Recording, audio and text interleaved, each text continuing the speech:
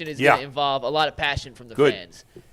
What should the Browns do with their backup quarterback position next year? Joe Flacco, DTR, someone else? Tyvis, start us off. Well, I definitely think – so this is an interesting question. I think you definitely roll with DTR because he's the young guy. He's on the roster. He's cheap, and you don't have to pay him no money right now. And I think that he went 1-2, I think, as a starter. And I think overall, he did things decently well. I thought that before he got hurt and suffered that concussion, he was trending upwards. I thought he was doing some really nice things. So I think there's something there to grow off of and work with. He's just a young guy. He'll get better. Now, the Flacco thing is interesting to me. Now, I would not bring Joe Flacco back as a player. It's just too much. Oh, you could bring him as a coach. If he decides, if he wants to retire and come coach or be an assistant quarterbacks coach or somebody like that, I think it would be wonderful for him to do that because I think that he just brings, it's something about him that just brings excitement to a team, and I think he's very knowledgeable. No quarterback, even, I don't think Baker, Jacoby, anybody that you want to name that Kevin Stefanski has brought in here has run that offense and made it look as good as Joe has. So he knows something. There's a skill set that Deshaun can learn from, DTR can learn from. I think he knows something. He understands how to be comfortable with turning your back to a defense and then coming back forward and taking a picture and then going through your progressions. He gets that. For some odd reason, younger quarterbacks don't understand that, or Deshaun and DTR is more shotgun. I mean, especially DTR, I mean, he was in college and they ran the spread, and as we know, Deshaun loves to operate out of the shotgun.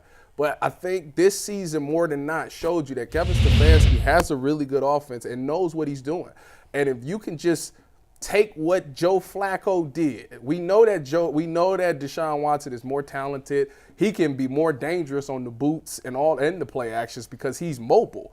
If you could just take and learn what Joe Flacco did and understand how to take that picture and be comfortable with turning your back to the defense, it would make you that much of a better quarterback, not just Deshaun, but DTR as well. So I think there's a ton of value of him coming back as a coach. But if you bring him back as a player, it's going to be a time where Deshaun's going to mess up and the whole team's going to revert and want to look at Joe Flacco, and it's just going to cause too much. We've seen it happen with the 49ers. Brock Purdy emerged. Jimmy Garoppolo had to get up out of there. Don't want to see the same thing in Cleveland. There you go.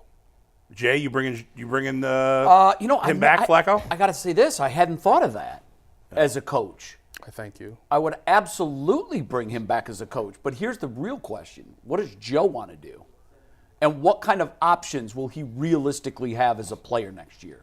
I don't know. Because of the way his fairy tale ended, that was a regression to the mean, and I think a lot of teams might be worried about that. That Joe Flacco, we said this last week, it's in there, and you know it's going to come out. You don't know when, but you know that it likely will end your season when it does. Mm-hmm. So as exciting as all that was, and particularly for us, I don't know that he's going to be back as a player. The league had collectively told him he was done. It wasn't just one team. Yeah. There were a lot of injuries, more injuries this year than any I can remember at quarterback. Mm-hmm. And his phone wasn't ringing until we finally needed him. So I would not bring him back, and here's why. If you bring him back, you have to be prepared to do one of the following. Carry 3 quarterbacks or lose DTR. And I have not yet made a decision on DTR that he can't play. Mm-hmm. I also haven't made the decision that he can play. And because of that, we need to see more, and we're not going to see more if Joe Flacco is in town.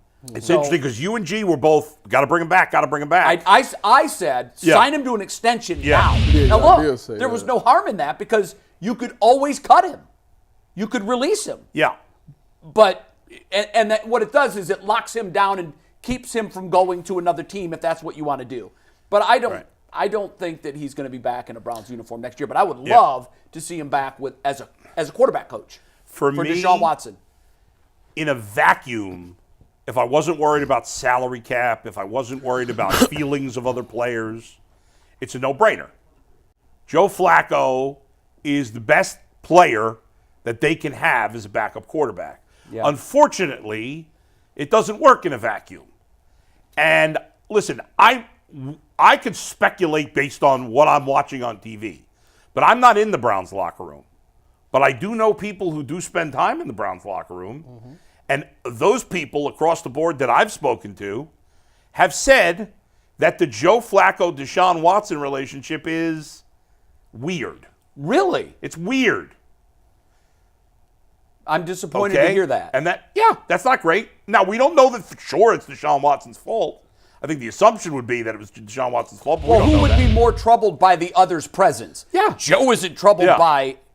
Now, weird doesn't mean they may just be two different types of guys. To be fair, it doesn't. You go ahead. To be fair on that aspect, what they spend together, 3 days? I don't know. I mean, I don't know how Watson's much. not playing. I don't know how much. Watson does. He missed like. But how much time was he around the facility? Was he around the team? No, he was in L.A. all the time. Well, but he was at a number of games. He was a captain for the Jets game. 2. He was present at. No, I think there was another game. He was more than 2, but still. Jets and he was at the LA game. But he sat in the box. But the bottom line is Joe's busy during the game. Sure, right? So I don't know. I mean, I don't know how much. It's like 3 days. Which is why ultimately I wouldn't want to bring him back as a coach, because the biggest thing is one of you guys said it. I don't remember. In terms of a player. The second Watson doesn't play well, there's going to be guys on the team saying, why don't we play Joe? Right? I mean, that's just going to happen, and you can't have that. That's bad for the team. So ultimately, what I would do if I were the Browns is I would have 3 quarterbacks. I would have DTR, and I would want to bring in like a Jake Browning type of veteran that's in the mix also. A guy who's been around a while, but maybe hasn't played that much, that you see something in. And I'd let them compete for the backup role and see what happens. But next season's all about Deshaun Watson. If the Browns are going to if this contract is going to salvage if this trade and contract are going to salvage themselves from being disasters, because as of right now they're disasters, it's Deshaun Watson having a great season. Not a decent season. No, great. A great season next year. I'm glad you worded it that way, because at the beginning of this year we said, if Deshaun Watson doesn't play well, this season's over with. And that was not the case. Deshaun Watson went out and they still made it. That's why I think the backup quarterback role is so important. Look, did we see progression from DTR? I think we did a little bit. His first start was a disaster. It was, he was told a couple hours before kickoff that he was going to start against the Baltimore Ravens. I thought that was incredibly unfair to judge him on that. I think he did play better after that. I thought he had some moments. And I do think that he can be the backup quarterback here in Cleveland. But what we've learned about backup quarterbacks, if they're any good at all, they're leaving after their first contract. So teams, I think one of the things we've learned about the league is teams are almost in this perpetual state of changing backup quarterbacks. Yeah, that's just it. And that makes it really difficult for any of them to have great success. Right. And I don't let me see that DTR graphic one more time. That's not fair. I mean, I know it's what it is, but that's not really fair as far as the touchdown interceptions, because he threw like 2 or 3 touchdowns and got dropped.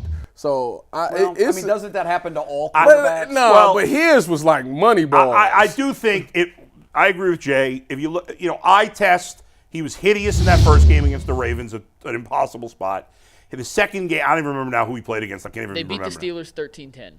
What was that? 13-10 His first start Steelers. was they beat the Steelers 13-10. And then what was his next start? He got hurt against Denver. And then he got right. I thought he had played better. He obviously played better against Steelers, and then the next game he played even better. That's a concern of mine too. Is his health? He's very thin. He's a stick. Yeah. And last point, then we can move on. This is real quick. Joe Flacco dead wrong, because before Joe Flacco got here, Jacoby Brissett was the greatest backup in Cleveland history, and you don't even know his name anymore because of Joe Flacco. Ain't that crazy? And he's the only quarterback that didn't play this year was Jacoby Brissett. Which is crazy. Or whoever the hell the Bills' backup is, he didn't play. He did play. Jacoby Brissett played. Yeah, he played. No, he didn't start. Sorry, Never started the game. All right, next question, guys. And by the way, that's one